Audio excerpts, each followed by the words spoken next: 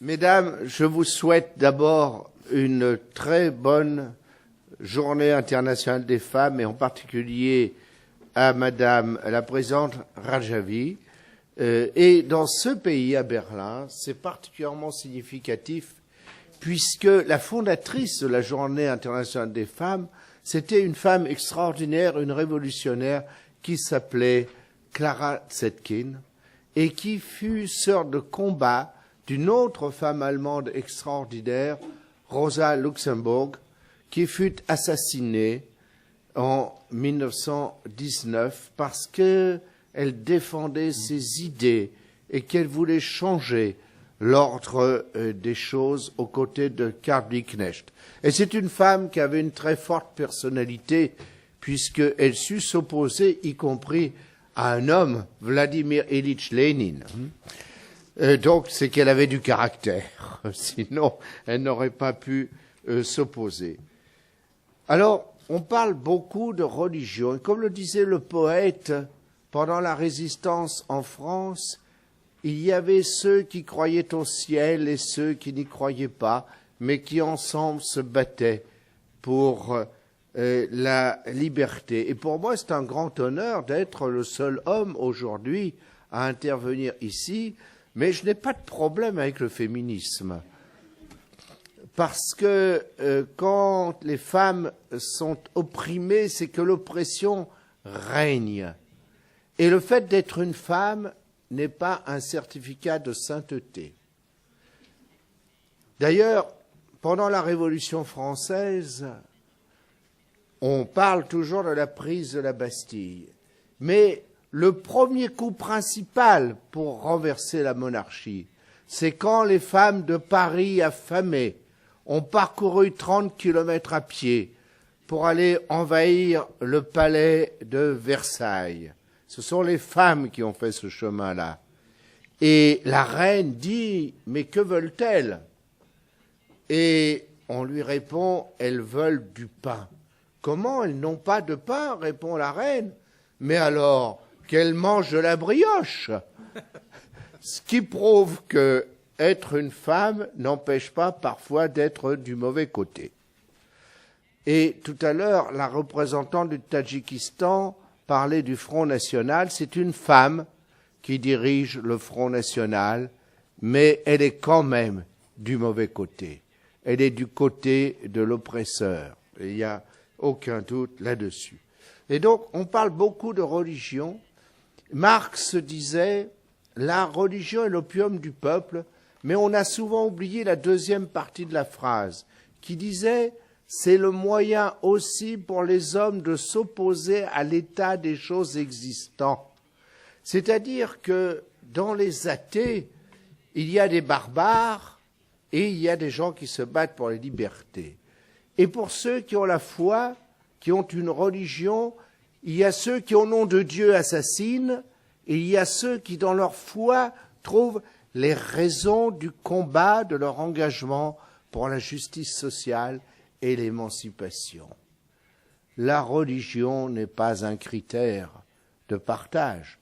C'est pourquoi il est très important, et nous, notre pays est évidemment le pays où nous tenons peut-être le plus à cela dans nos lois, et que l'OMPI, avec à sa tête Mme Rajavi, se prononce pour la séparation de la religion et des institutions, c'est très important.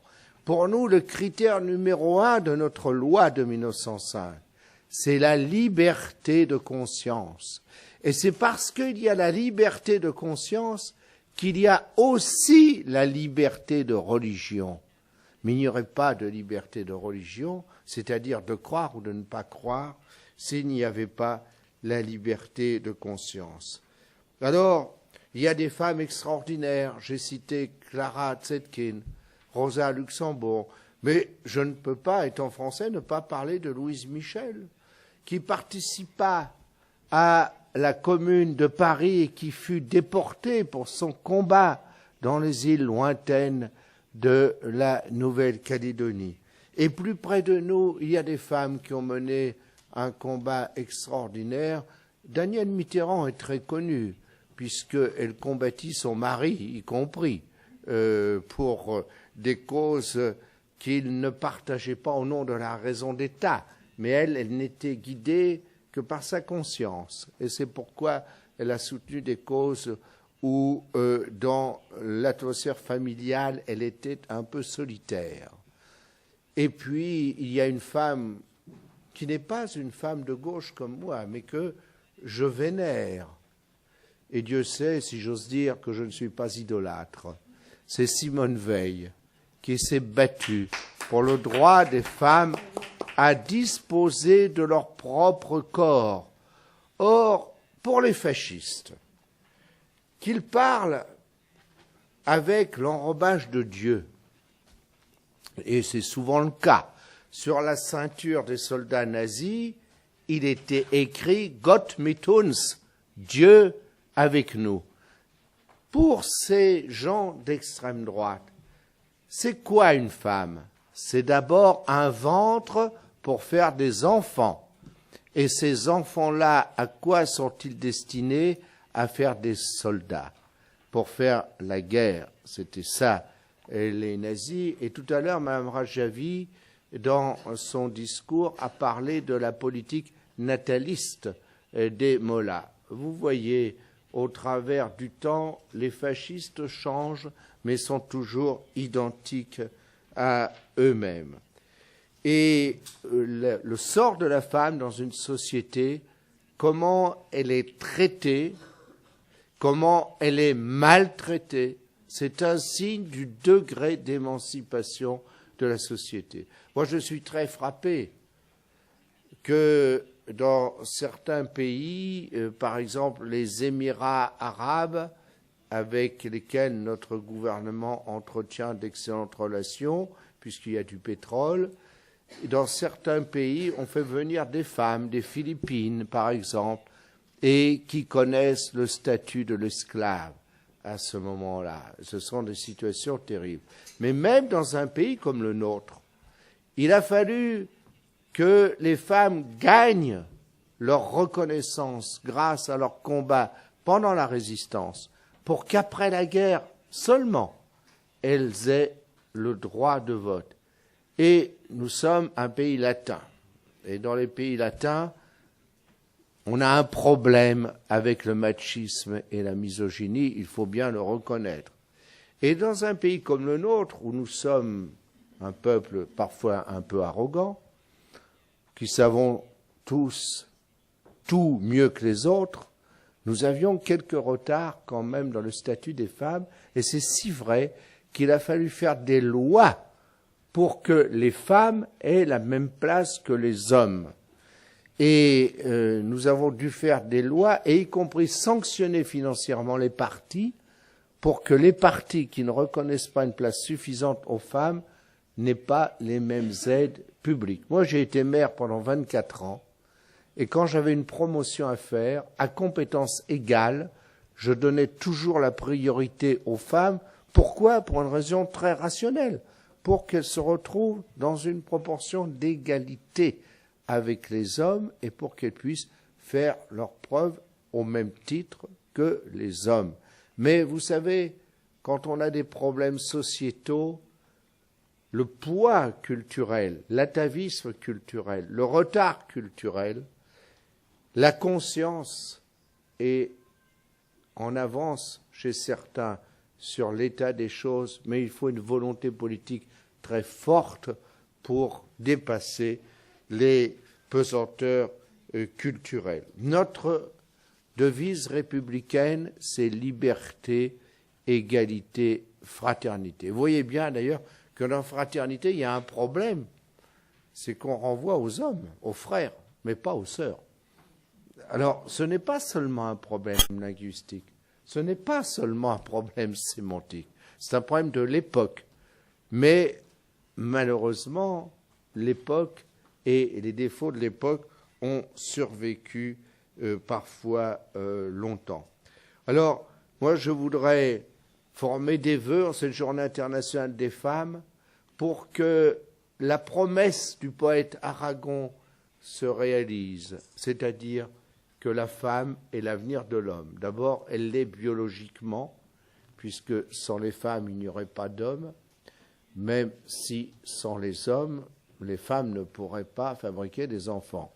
C'est une constatation de fait, mais quand on reconnaîtra la formule du poète, c'est-à-dire que la femme, elle est l'avenir de l'homme au sens où elle porte le futur de l'humanité, à ce moment-là, nous aurons vraiment progressé. Et de ce point de vue, même dans des sociétés comme la société française, il reste de grands progrès à faire, y compris aujourd'hui, non seulement pour le statut politique des femmes, nous ne sommes pas encore à une parfaite égalité, mais le retard des salaires des femmes sur les hommes dans notre pays de l'ordre de 30%, c'est dire que nous avons encore beaucoup de chemin à parcourir.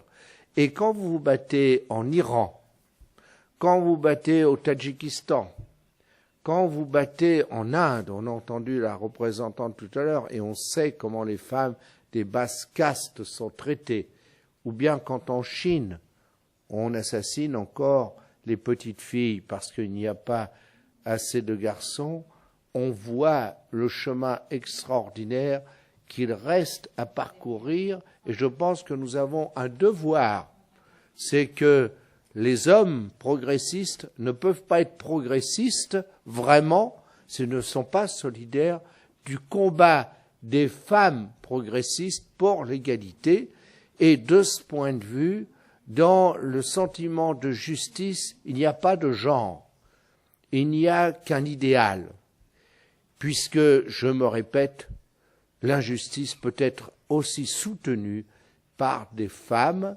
mais aujourd'hui les femmes sont plus victimes de l'injustice et de l'inégalité que les autres, sans oublier toujours que les injustices fondamentales, elles ont leurs racines dans les inégalités sociales qui marquent la société, et que dans les sociétés où les inégalités sont grandes, ces inégalités frappent davantage les femmes encore que les hommes. Merci pour votre attention, et la Journée internationale des femmes, ce n'est pas un jour, ça doit être chaque jour la fête des femmes.